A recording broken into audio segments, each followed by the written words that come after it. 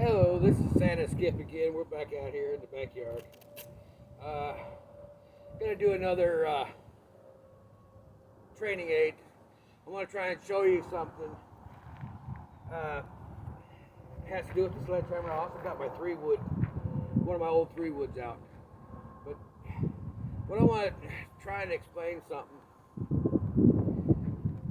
is, working with the swing, getting it through. If you ever watched, or if you've ever swung a sledgehammer or an axe, you notice if you're trying to go at the side or even at the top, you're always grabbing like this and then sliding your hand down. Same way with the side. And you need to work. That's one way you can work with training your hands to come at an impact like this. I will put in one of my old videos. I'll add it to the end of this, but I'm also going to put in a video of Hogan's swing, and the way he was, his motions, his whole body coming through. Most of the guys are going like this, stopping their swing, but he was swinging his whole body through. You take it back in one piece and then swing his whole body through to impact. That's why his clubs are always up closer to the front foot. Something I need to work on myself. I used to do it, and you'll see. I'll show you in my other video where I was actually coming through. I was bringing it back and coming through. Now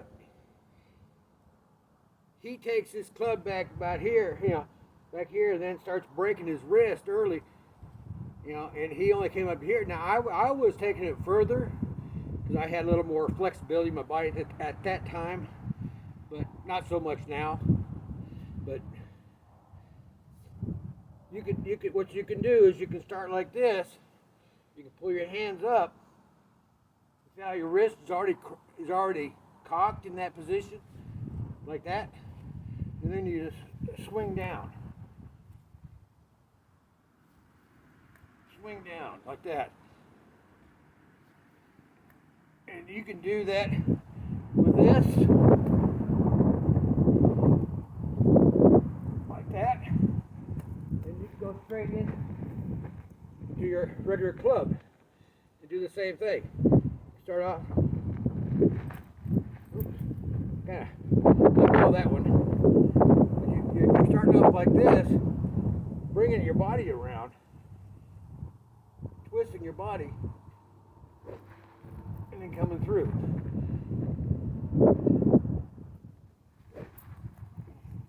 See?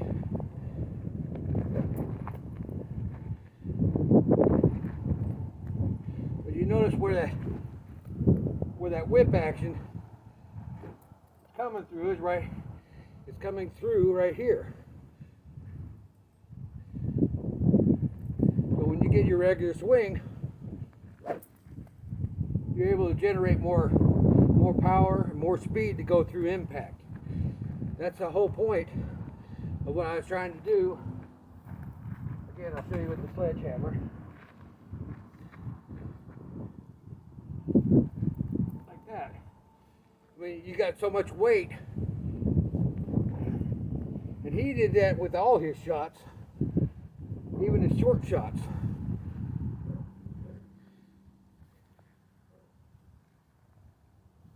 Just keep working like that. Now, I know I'm left-handed, and I'm showing you left-handed, but you can do it with right-handed too.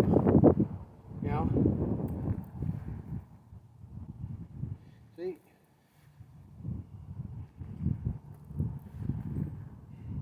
It's the same motion. You just kind of work and having the, I always say using the sledgehammer, or if you got a heavy axe or whatever, you can just kind of work it through. He did that through every club in his bag, and I tell you, it makes the golf club that much lighter. But you need to build the strength of your wrists up so you can have control and impact. You know, you can turn around and just take like a John Ron swing, you know, he comes back to here.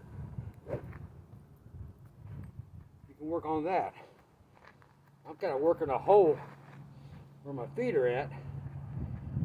But you don't have to have, you know, the big old stance like some people do, trying to generate so much more power. Your foot's going to slide forward. Or like Scheffler, it kind of spins out. It spins out on his. You know, these guys swing. I got better take my gloves off. But see, the thing is, on your swing, boy, let me put a glove on. Put a regular, I got a batting glove here, which is fine. I used to, since I had a hard time finding left-handed gloves, I went to a batting glove. But you take your club back and swing through. You can practice that so you can get the impact zone, so you can feel the impact. See? That's what you want. You know, get the impact. You're able to generate much more power, but you want a smooth swing. Ben Hogan had a very smooth swing. Payne Stewart had a very smooth swing. Sam Snead did too. You know, most of these guys, they want to go whap, and they're locking that leg in, whereas Sam Snead, see how his knees move forward? Body stayed upright, but the knees move forward. And that's how he worked his swing. And as far as I'm concerned, he was the greatest. He's the GOAT of the real GOAT of golf. I mean, Tiger's good. Tiger's got, you know, he's won a lot of tournaments and stuff and majors. But Ben Hogan was the GOAT of golf, especially in the 40s and 50s. He won more tournaments in one season than anybody ever has. You know, I think Tiger's won like 5, but I think Ben Hogan won like 11 tournaments in one season. You know, so I still like the old-time golfers better because they generated their power here in the movement of the body and create nice fluid movement.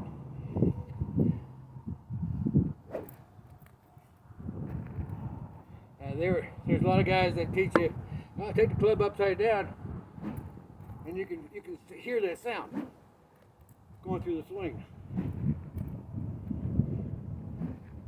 And you want a smooth swing on it, smooth transition.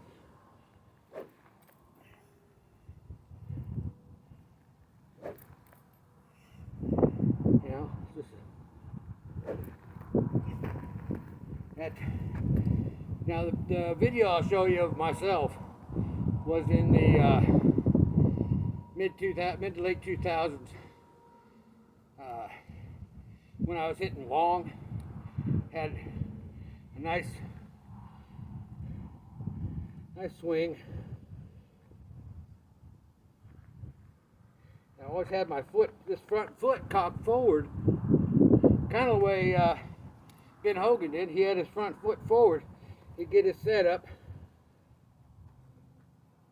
and have that front foot cocked forward. The other one would be slightly open the other way, but he'd bring it back. Nice smooth swing.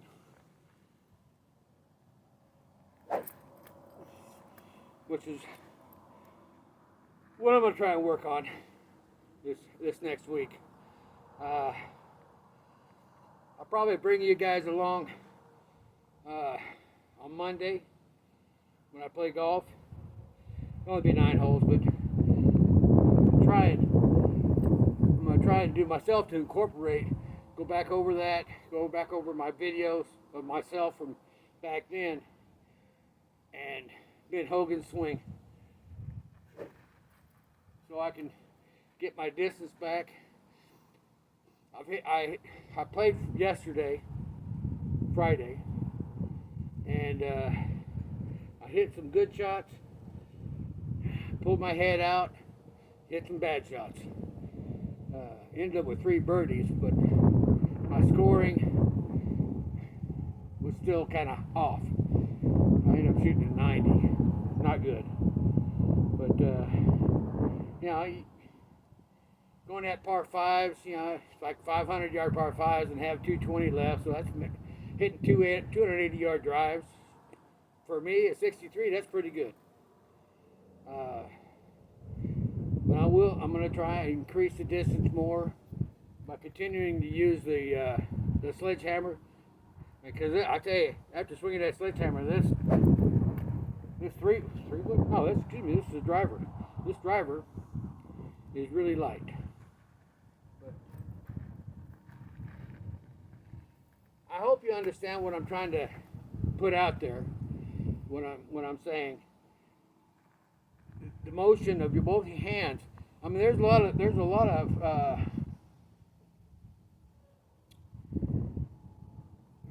teachers out there that will get down to the nitty-gritty of different things. What I'm trying to teach is the basic fundamentals to control and to get a little extra power just coming through. See how your body just kind of naturally moves like this. You don't want to go like this. I have the problem that before I was always locking my legs and my upper body to twist, and then you'd pull a shot. Or you come through and you're coming through too deep with your back leg and your whole body is behind it, and then you push the shot. It makes it rough on trying to be consistent. But if you take Ben Hogan's swing, and his swing was always the same. It's just constant movement, constant flow of the whole swing. Bringing that elbow in. Now he left his elbow in tight, so his swing wasn't all the way back. But he generated enough power and enough speed to hit the ball solid and go straight. So maybe a little draw, which is what he played. There's a little draw all the time. He could hit a fade. He could hit any shot you wanted. I know he could. I seen some old videos of watching him play where he hit a fade or hit a hook or draw or straight shot. But he just worked it. He bring that elbow back in to his side. You used to be able to take a clip head cover or glove, stick it under your arm, keep that elbow in. To help drive through and keep your body through, just through impact. It works. I helped others when I was living up north do the same thing. I said, just put it under your arm, because they're flailing way out and they're missing the ball because they're reaching out for it. The club should always be, no more than under your nose, like for the driver, under your nose, so you can drive through it. Kind of like this. You drive through it. Well, your irons are going to be a lot closer. But that's just because it's set up right. That's the way it's set up. But it's something that everyone who wants to learn how to play golf needs to work with. My techniques may not be suitable for everybody, but I'm just trying to teach the basics, like the grips, taking it back. Like I said, take it back like a sledgehammer, and then come through. sledgehammer and come through. That's all you need to do. You know, because you generate the power right here when your hands are together like that.